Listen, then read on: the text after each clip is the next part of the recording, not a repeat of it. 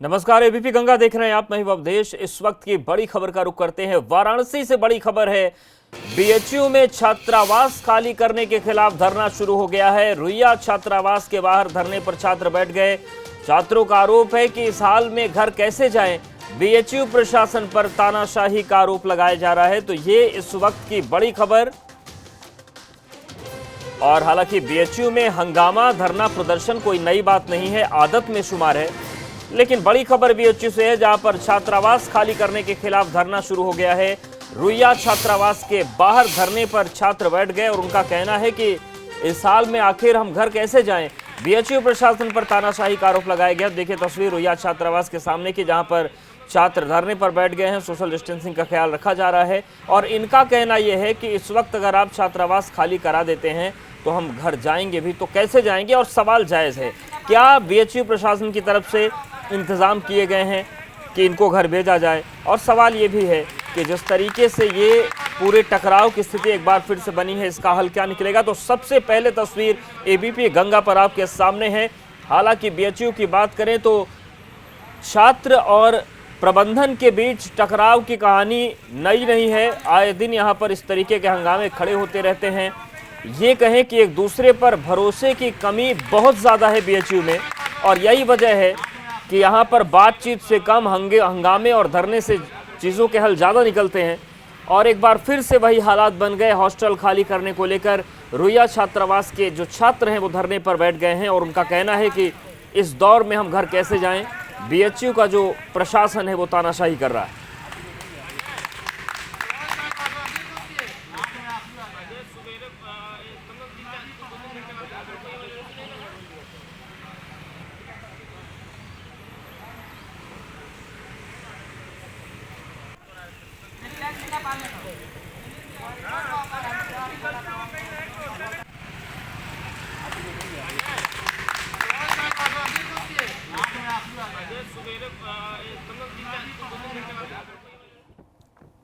और झांसी में व्यापारियों का प्रदर्शन शुरू हो गया है। प्रशासन के खिलाफ नारेबाजी की, बाजार खोलने को लेकर हंगामा हुआ है।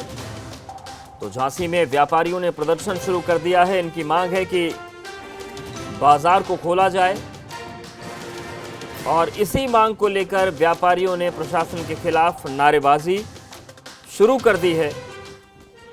और देखिए तस्वीरें भी अब आपको हम दिखा रहे हैं कि बड़ी संख्या में व्यापारी पहुंच गए हैं। और आप देखिए जरा तस्वीरों को। नारेबाजी और प्रदर्शन के दौरान ये सोशल डिस्टेंसिंग का ख्याल नहीं रख पा रहे हैं, तो ऐसे लोगों से क्या उम्मीद की जाए कि ये दुकान खोलेंगे तो वहाँ पर सोशल डिस्टेंसिंग का पालन करवा पाएंगे। जिन्हें खुद अपनी सोशल डिस्टेंसिंग का ख्याल नहीं है, वो क्या नियमों का पालन करवा पाएंगे। हालांकि सवाल प्रशासन पर भी है कि आखिर जब हर जगह पर दुकानें शर्तों के साथ खोली जा रही हैं, तो फिर झांसी प्रशासन के सामने ऐसी क्या मजबूरी है कि दुकानों को खोलने की अनुमति नहीं दी जा रही। इसी बात को लेकर व्यापारियों में गुस्सा है, लेकिन सवालों के दायरे से व्यापारी भी बाहर नहीं है। नवीन खाद्यान्न मंडी के बाहर देखिए जो धरना हो रहा है, जो प्रदर्शन हो रहा है, इसमें सोशल डिस्टेंसिंग का कहीं नामो निशान नजर नहीं आ रहा है। तो प्रशासन के खिलाफ झांसी में व्यापारी प्रदर्शन कर रहे हैं और उनकी मांग है कि दुकानों को खोलने की अनुमति दी जाए।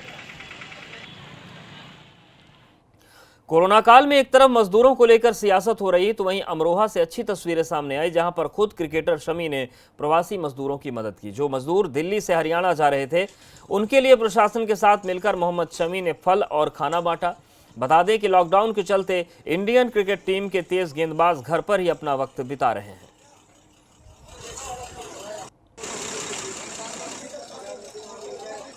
तो लोगों को राहत सामग्री बांटने का जो जिम्मा है, बीड़ा है, वो मोहम्मद शमी ने उठा रखा है। जो बसेस जा रही हैं वहां पर पानी और खाना उपलब्ध कराया जा रहा है।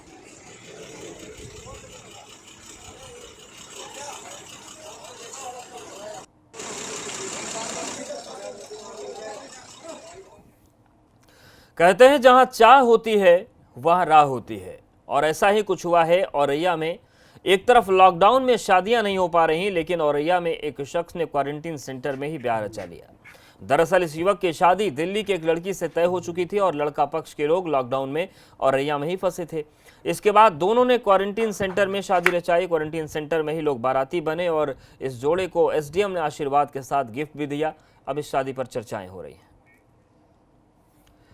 वहीं राम की नगरी अयोध्या से खबर है कि राम जन्मभूमि मंदिर का निर्माण कार्य तेजी से हो रहा है। इस बीच समतलीकरण के दौरान पुराने अवशेष मिले हैं। देवी देवताओं की खंडित मूर्तियां, पुष्प कलश, कलाकृतियां, मेहराब पत्थर और 7 अनोखे पत्थर मिले हैं। 6 लाल पत्थर के स्तंभ और 5 फुट के नक्काशी युक्त शिवलिंग की आकृति मिली है। दरअसल यहां पर राम जन्मभूमि तीर्थ क्षेत्र ट्रस्ट की तरफ से निर्माण कार्य कराया जा रहा है। लॉकडाउन के चलते सोशल डिस्टेंसिंग के साथ करीब 10 मजदूर काम कर रहे हैं। और देखिए, ये वो कलाकृतियां हैं, ये पुरातात्विक अवशेष हैं जो राम मंदिर निर्माण के दौरान मिलने शुरू हो गए हैं। शिवलिंग मिली है और कुछ ऐसी कलाकृतियां मिली है जो अद्भुत है। आप देखिए किस तरीके की बेहतरीन नक्काशी है और ये तमाम चीजें अब निर्माण कार्य शुरू होने के दौरान मिल रही हैं।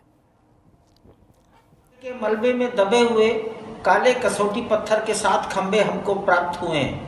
इसके अतिरिक्त भी अनेक पत्थर के, बलुआ पत्थर के नक्काशीदार अंग हमको मिले हैं और नीचे जाने पर एक शिवलिंग प्राप्त हुआ है जो लगभग 4 फीट 11 इंच लंबा है और जिसकी परिधि 42 इंच की है। ठीक ऐसा ही शिवलिंग कुबेर टीले पर भी लगा मिला है।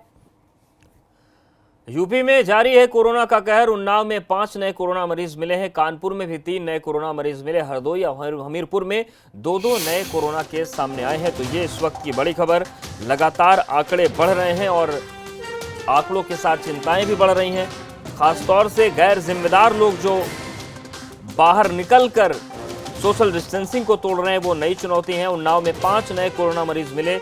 कानपुर में भी 3 नए कोरोना पॉजिटिव मरीज मिले हैं। हरदोई और हमीरपुर में भी 2-2 नए केस सामने आए।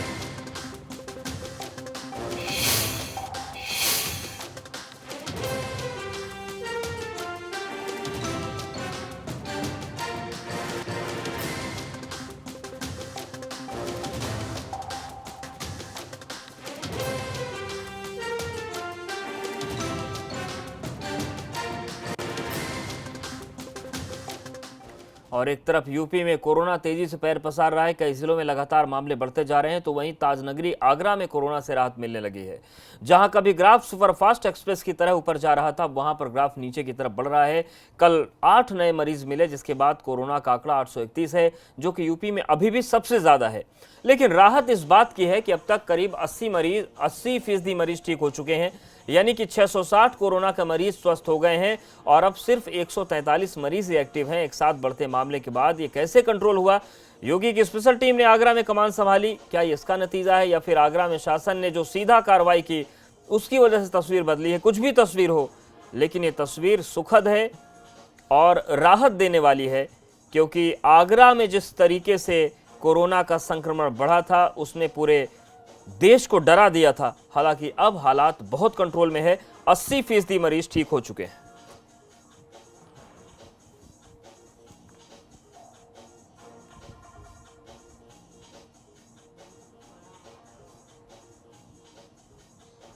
अभी पहले चरण का ट्रायल पूरा हो गया है, जिसमें जितने भी रोगी थे उनको 2 से 3 दिन में सारे सिम्टम समाप्त हो जा रहे हैं और 5 से 7 दिन के अंदर वो RT-PCR नेगेटिव हो जा रहे हैं। और उनका दोबारा भी टेस्ट किया गया कि अभी तक जितने भी प्रदेश में RT-PCR टेस्ट हो रहे थे वो सारे तीसरी बार में, चौथी बार में नेगेटिव हो रहे थे। मतलब 4 हफ्ते 6 हफ्ते लग रहे थे। ये पहली बार ऐसा हुआ है कि सारे पेशेंट्स का 1 हफ्ते में नेगेटिव आ गया। और बड़ी खबर फतेहपुर से है, जहां पर ट्रक ने बाइक को टक्कर मार दी। हादसे में एक महिला की मौत हो गई। 4 घायल बाइक पर बच्चों के साथ सफर कर रहा था दंपति। 3 बच्चे और पति अस्पताल में भर्ती हैं। तो ये एक दर्दनाक खबर फतेहपुर से है, जहां पर ट्रक ने एक बाइक को टक्कर मार दी। हादसे में एक महिला की मौत हो गई है। 4 लोग घायल हैं। दरअसल बाइक पर बच्चों के साथ ये दंपति सफर कर रहा था। 3 बच्चे और पति अस्पताल में भर्ती हैं। 5 लोग इस बाइक में थे और अंदाजा लगाइए कि 2 लोगों की इजाजत है, 2 लोगों के साथ सफर करना ही सेफ है, लेकिन 5 लोग इस बाइक पर सवार थे और यह हादसा हो गया। हादसे के बाद ट्रक चालक मौके से फरार हो गया।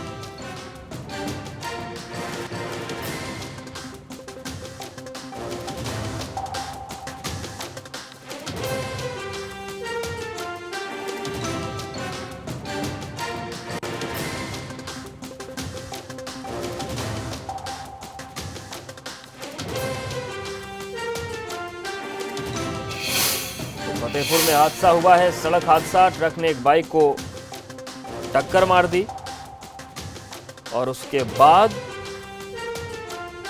एक महिला की मौत हो गई, जबकि 4 लोग घायल हुए हैं, जिनमें से 3 बच्चे हैं और एक बच्चों के पिता। 5 लोग सफर कर रहे थे। हालांकि ये बहुत खतरनाक है इस तरीके का सफर, और हादसे का शिकार ये लोग हुए हैं। घायलों को अस्पताल में भर्ती करवा दिया गया है।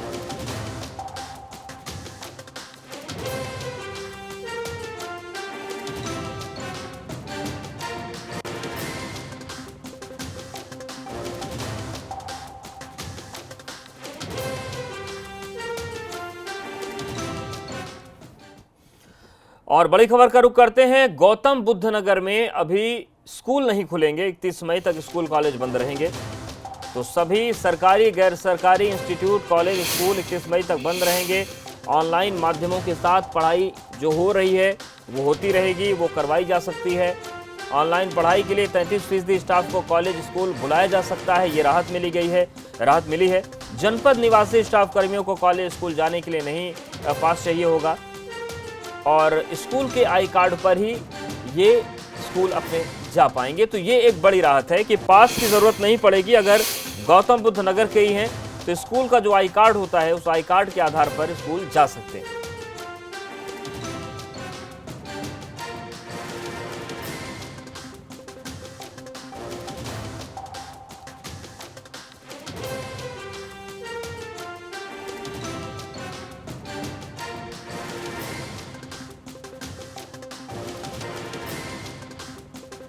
तो गौतम बुद्ध नगर से बड़ी खबर है कि अभी स्कूल कॉलेज जो हैं वो नहीं खुलेंगे।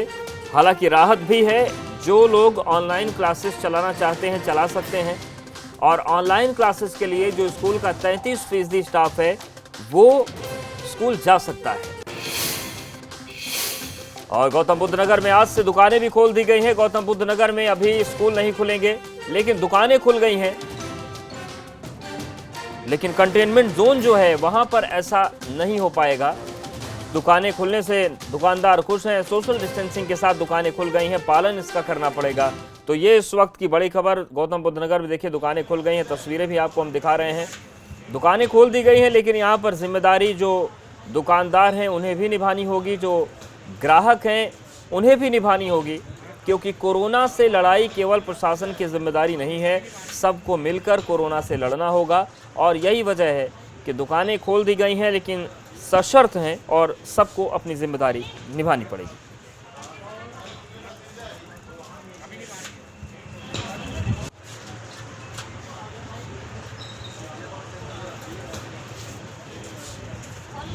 तो सोशल डिस्टेंसिंग के साथ दुकानों को खोल दिया गया। आप देख सकते हैं कि एक दुकान खुली है, उसके बाद 2 दुकानें नहीं खुली हैं, और लगभग यही फार्मूला हर जगह अपनाया जा रहा है। अगर प्रयागराज की बात करें तो वहाँ पर ये तय किया गया है कि एक पटरी की दुकानें एक दिन खुलेंगी, दूसरे पटरी की दुकानें दूसरे दिन खुलेंगी। तो अपने अपने स्तर पर, स्थानीय स्तर पर जो प्रशासन तय कर रहा है उनको पालन करना पड़ेगा।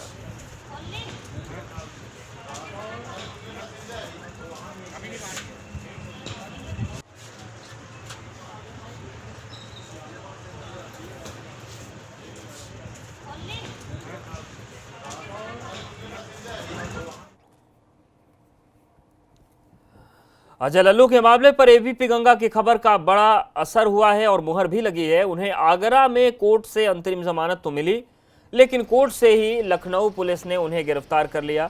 देखिए तस्वीर भी आपको हम दिखा रहे हैं। अजय लल्लू जिनको आगरा में गिरफ्तार किया गया था, जमानत हुई, लेकिन अब लखनऊ पुलिस उनको लेकर जा रही है। दरअसल उन पर लखनऊ में भी एक केस दर्ज है, जिसके बाद उन्हें अभी अस्थायी जेल में रखा गया है। 14 दिन की न्यायिक हिरासत में अजय लल्लू की आज कोर्ट में पेशी हो सकती है। तो एबीपी गंगा की खबर पर मुहर लगी है। और आपको बता दें कि उन्हें आगरा से जमानत मिलने के बाद लखनऊ पुलिस अपने साथ ले गई है। और 14 दिन की न्यायिक हिरासत है। आज कोर्ट में अजय लल्लू को पेश किया जा सकता है। गैर कानूनी तरीके से इनकी गिरफ्तारी की गई है। जो एक फर्जी मुकदमा लिखा गया है उसमें इनकी बेल कराने के लिए हम लोग आए थे, पर पुलिस ने जुडिशियल मजिस्ट्रेट के सामने हम लोग का रिमांड एप्लीकेशन पेश नहीं होने दी और हम लोग को रिमांड रिफ्यूज़ल की एप्लीकेशन पेश ही नहीं करने दी और रात में इस तरह से रिमांड करा दिया, जबकि इनके पास पर्याप्त समय था। कल दिन में आराम से ये जो रिमांड मजिस्ट्रेट था वहाँ पेश करा सकते थे, लेकिन इन्हें पता था कहीं ना कहीं ये रिमांड अगर बहस होगी तो रिमांड खारिज कर दी जाएगी, इसीलिए इन्होंने रिमांड रिफ्यूज़ल की एप्लीकेशन कोर्ट के अंदर पेश नहीं होने दी। और लॉकडाउन में अपराधियों को मानो मौका मिल गया है। इनकी सख्ती और तमाम दावों के बाद भी क्राइम कंट्रोल नहीं हो रहा। रामपुर में भाजपा नेता को कल रात मौत के घाट उतार दिया गया। घर जाते वक्त भाजपा नेता को बदमाशों ने गोली मारी, जिसके बाद अस्पताल ले जाते वक्त भाजपा नेता अनुराग शर्मा की मौत हो गई।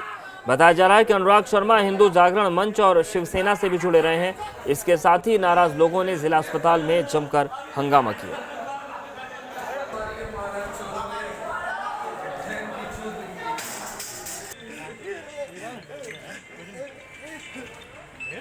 तो भाजपा नेता अनुराग शर्मा की रामपुर में हत्या कर दी गई और नाराज लोगों ने जमकर यहां पर हंगामा किया। देखिए किस तरीके से लोग उग्र हैं। तो कल रात घर जाते वक्त बदमाशों ने उन्हें गोली मार दी थी, जिसके बाद अस्पताल ले जाते वक्त उनकी मौत हो गई। बताया जा रहा है कि अनुराग शर्मा हिंदू जागरण मंच और शिवसेना से जुड़े रहे हैं। लोगों ने जमकर हंगामा किया।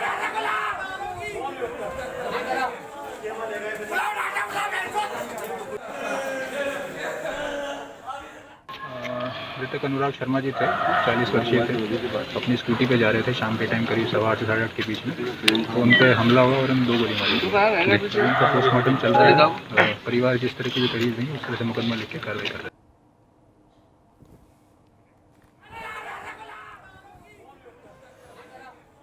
और सहारनपुर में पुलिस और गो तस्करों के बीच मुठभेड़ हुई। मुठभेड़ में एक गो तस्कर ढेर हो गया। गो तस्करों ने एक सिपाही पर चाकू से हमला कर दिया।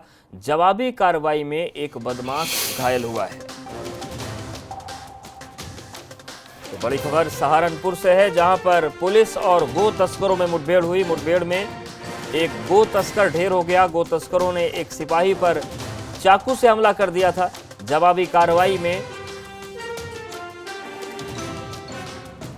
बदमाश भी घायल हुआ है। सिपाही को अस्पताल में भर्ती करवा दिया गया है। तो लॉकडाउन के दौर में जो माफिया हैं, जो तस्कर हैं, वो भी मौके का फ़ायदा उठाने से बाज नहीं आ रहे। और इसी फहरिस्त में गो तस्करों से मुठभेड़ हुई पुलिस की, जिसमें एक सिपाही पर चाकू मारा गया। हालांकि इसके बाद पुलिस ने सख्ती से इन लोगों से निपटा और एक बदमाश भी घायल हुआ है।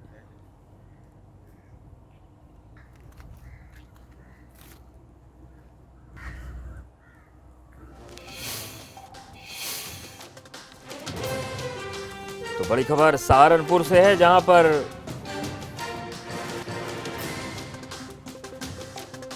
गो तस्करों के साथ पुलिस की मुठभेड़ हुई।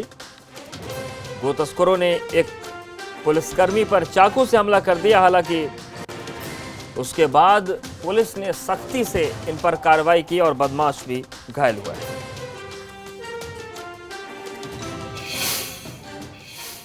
और बड़ी खबर गाजियाबाद से है, जहां पर पोल पर लटका हुआ युवक का शव मिला है। टीला मोड़ के महमूदपुर गांव में यह शव बरामद हुआ। पुलिस इसे आत्महत्या का मामला मान रही है।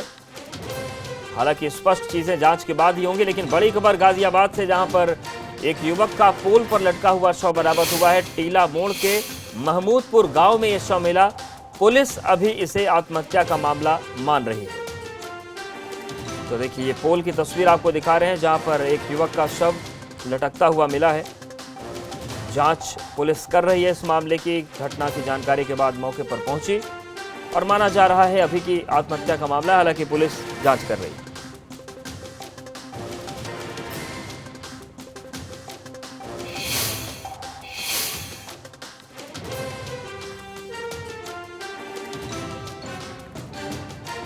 तो आपको बता दें कि टीला मोड़ के महमूदपुर गांव में ये शव मिला है और प्रथम दृष्टया पुलिस ये मानकर चल रही है कि ये मामला आत्महत्या का हो सकता है। टीला मोड़ के महमूदपुर गांव में यह शव बरामद किया गया है। पुलिस इसे आत्महत्या का मामला मानकर चल रही है।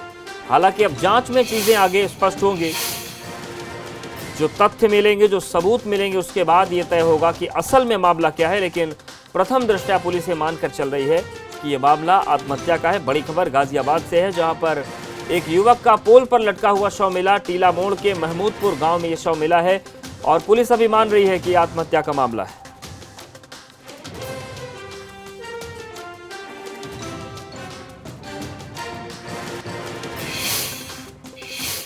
और अब रुक करते हैं कानपुर का, जहां पर रेलवे के गेस्ट हाउस में आग लगी, जिसमें वहां पर भगदड़ मच गई। दरअसल रेलवे कैंपस में आग की खबर पर वहां पर हड़कंप मच गया। बताया जा रहा है कि शॉर्ट सर्किट के चलते आग लगी। ये देखिए कितनी भीषण आग है, चारों तरफ केवल आग है, धुएं का गुबार है और कड़ी मशक्कत करनी पड़ी आग को काबू करने के लिए। तो ये तस्वीर हम कानपुर की आपको दिखा रहे हैं, जहां पर रेलवे के गेस्ट हाउस में आग लग गई, जहां पर भगदड़ के हालात बन गए और इतनी भीषण आग है कि इसमें अपने आप को बचा पाना भी एक बड़ा कठिन काम है। हालांकि रेलवे कैंपस में जब आग की खबर मिली तो वहां पर हड़कंप मच गया और बताया जा रहा है कि शॉर्ट सर्किट के चलते ये आग लगी थी।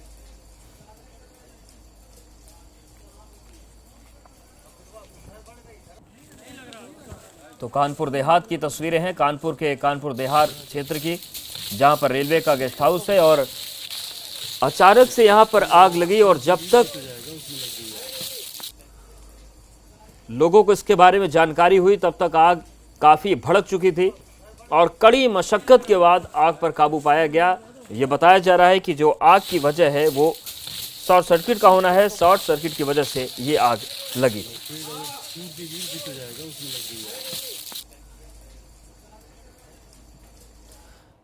गौतम बुद्ध नगर में उस वक्त भगदड़ मच गई जब चलती कार अचानक आग का गोला बन गई। इसके बाद कार सवारों ने मुश्किल से अपनी जान बचाई। हालांकि दमकल कर्मियों ने कुछ देर बाद आग पर काबू पा लिया। तो गौतम बुद्ध नगर की तस्वीर है, जहां पर एक कार में अचानक आग लग गई। हालांकि मौके पर दमकल की गाड़ी पहुंच गई और आग पर काबू पा लिया गया। चलते चलते इस गाड़ी में अचानक भीषण आग लगी और हड़कंप मच गया। हालांकि रोड पर ही आग लगी थी तो फौरन फायर ब्रिगेड को सूचना मिली। फायर ब्रिगेड मौके पर पहुंची और आग पर काबू पा लिया।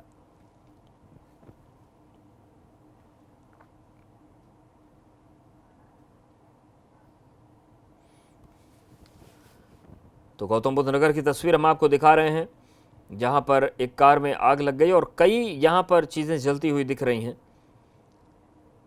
हालांकि मौके पर फायर ब्रिगेड की गाड़ी पहुंची। जो कार सवार थे, गनीमत थी कि वक्त रहते उन लोगों ने कूदकर अपनी जान बचा ली।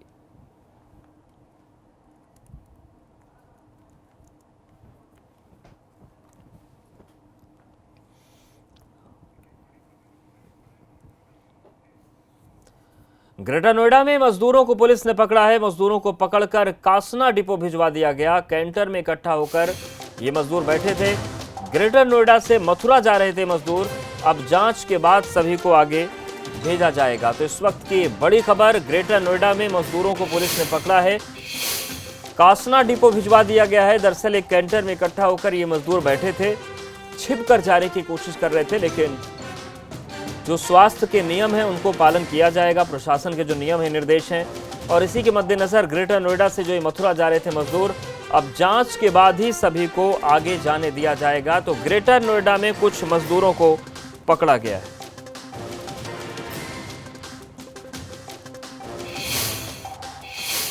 तो लगातार मजदूर इस कोशिश में हैं कि जो ही वाहन उन्हें मिले उससे वो निकल जाएं। और ग्रेटर नोएडा में कुछ मजदूरों को पकड़ा गया है जो एक कैंटर से जा रहे थे। हालांकि उन्हें कासना डिपो भेज दिया गया है। उनकी स्क्रीनिंग होगी और जांच के बाद ही उन्हें आगे जाने की इजाजत होगी।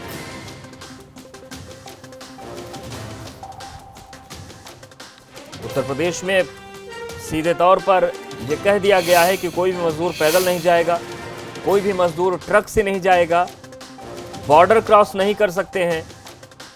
और शायद यही वजह है कि ये लोग उसके बावजूद छिपकर जाने की कोशिश कर रहे थे, लेकिन इनको पकड़ा गया है, इनको रोका गया है। स्क्रीनिंग होगी, इनकी जांच होगी और सरकारी वाहन से ही जाने की अनुमति है। या तो फिर सरकार की तरफ से चलाई गई बसें हों या फिर ट्रेन हो और इसी के तहत इन्हें रोका गया।